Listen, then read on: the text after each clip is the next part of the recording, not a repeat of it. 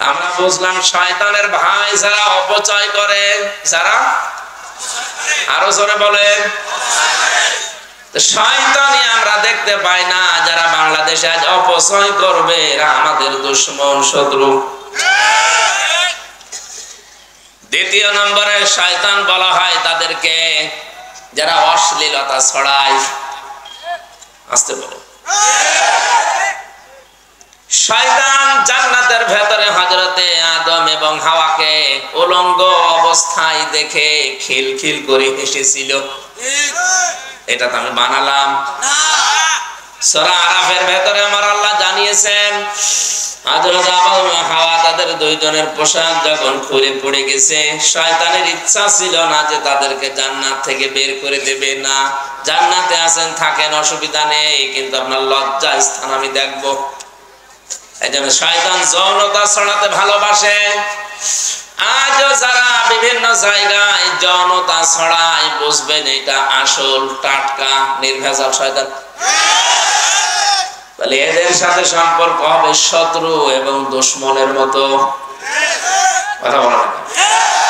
মানুষ আজ অনেকেই নিজে অন্যায় করে আর দোষ দেয় শয়তানের। কাজ করছে নিজে আর গালি দেয় শয়তানকে। আপনি ওইটা বুঝে যদি গালি দিতে পারেন, যারা অশ্লীলতা ছড়ায়, নিজেদেরকে প্রদর্শন করে, চামড়ার ব্যবসা করে, এই মানুষগুলো শয়তান। আপনাকে মানা লাগবে এবং শয়তানকে যেভাবে মনে করেন দুশমন, শত্রু, এদেরকেও ঠিক ওই আচরণ আপনার করা লাগবে। নয়তো আপনি কখন নিজেই শয়তান হয়ে যাবেন টের পাবেন না। শয়তানের আরেকটা কাজ আছে,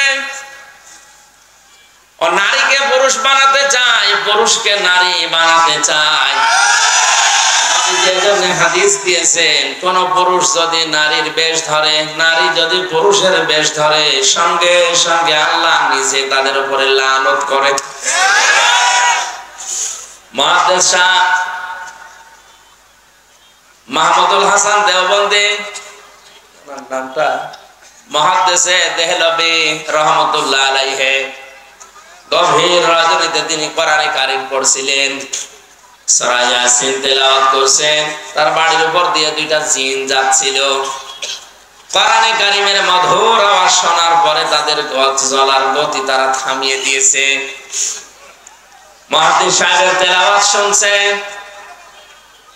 শুনতে শুনতে নিজেরা হারিয়ে গেছে। নিজেদের আকৃতি পর্যন্ত তারা পাল্টিয়ে সর্পের রূপ ধারণ করেছে। জিনদের অভ্যাস হচ্ছে ওরা 24 ঘন্টার ভেতরে যে কোনো এক সময় হয় সাপ নয় বিড়াল, এগুলো হওয়াই লাগবে ওদের। এজন্য রাতের বেলা অনেকে বের হওয়ার পরে কালো বিড়াল যারা দেখেন, সবগুলো কালো বিড়াল না, ওগুলো দুই একটা জিনও আছে। ওগুলো দেখলে আপনি একেবারে সরাসরি যদি দেখেন বলবেন আস্তাগফিরুল্লাহ অথবা লা হাওলা ওয়ালা কুওয়াতা ইল্লা বিল্লাহ। আর একটু বেশি পারলে আয়াতুল কুরসি পড়ে বুকে ফু দিয়ে নেবেন। নয়তো যদি দুষ্ট হয় আপনার একটা ক্ষতি করে দেবে। মুহাদ্দিস সাহেব নামাজ শেষ করার পরে ঘরের ভেতরে তাকিয়ে দেখলেন দুইটা সাপ খেলা করছে।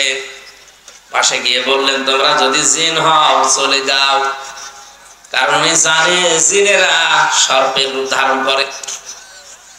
একবার, দুইবার, তিনবার বলার পরে ওরা জায়গায় দাঁড়িয়ে আছে। উনি মনে করলেন এটা না সাপ হবে। ঘরের থেকে লাঠি এনে পিটিয়ে মেরে ফেললেন জায়গায়। এই জিনদের বাবা মা তাদের খবর হয়ে গেছে সন্তান কোথায়। অনুসন্ধান করতে করতে এসে মুহাদ্দিস সাহেবের ঘরের ভেতরে পেয়েছে। মুহাদ্দিসকে সহ দুইটা সন্তান মরা নিয়ে গেছে তার নিজেদের দেশে। জিনদের লক্ষ লক্ষ জিনেরা আছে। এটা তাফসীরে হাক্কানীতে পাবেন আপনি। আমি শিক্ষার জন্য বলছি।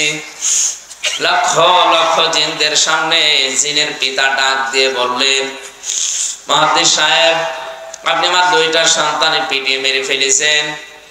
আমি ইচ্ছা করলে কোরআনের নির্দেশ অনুযায়ী আপনাকে মেরে ফেলতে পারি। কারণ কেউ যদি কাউকে হত্যা করে তার তিনটা শরত আছে। এক নম্বরে তাকে মেরে ফেলা লাগবে।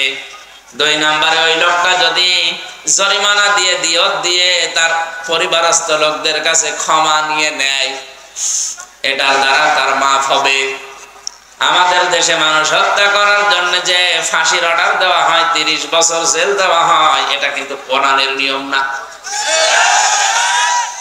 আমি বহু মানুষকে এই 3টা বছর জেলে থাকা অবস্থায় মার্ডার মামলার আসামি দেখেছি।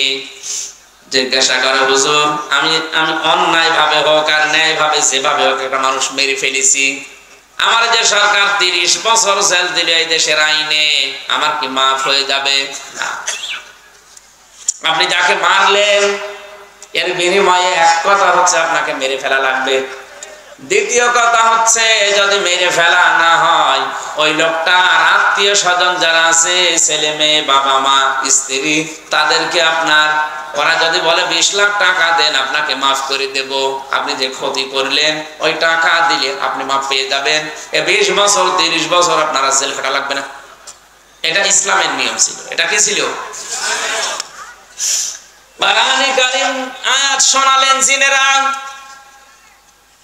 ইয়া আইয়ুহাল্লাযীনা আমানু কুতিবা আলাইকুমুল কিসাসু ফিল কতলা। ওহে যারা ঈমানের দাবি করো তাদেরকে বলছি, হত্যার বদলে হত্যা এটা আমি আল্লাহ লিখে দিলাম। কি করলাম? আরো জোরে বলেন। আল্লাহ কিন্তু ফারাজা শব্দটা দেননি। আলেম যারা আছেন তাদেরকে বলছে আল্লাহ কুতিবা দিয়েছেন। ফরজ শব্দ দিলেও তো অর্থ হয়ে যেত, কাতাবা দিলেন কেন? আমি যদি এখন এখানে সভাপতি যিনি আছেন বলি যে এই জমিটা আপনাকে আমি দিয়ে দিলাম মৌখিক, এর কোনো দাম আছে? কারণ এই জমিও আমার না, এর দেওয়ার ক্ষমতাও আমার নেই। আর আমি যদি এই জমির মালিক যিনি, তাকে দিয়ে দলিলের সই স্বাক্ষর করে লিখে ওনার হাতে বলে যে লিখিত, ওই জিনিসের দাম নেই। আরো আসতে বলেন।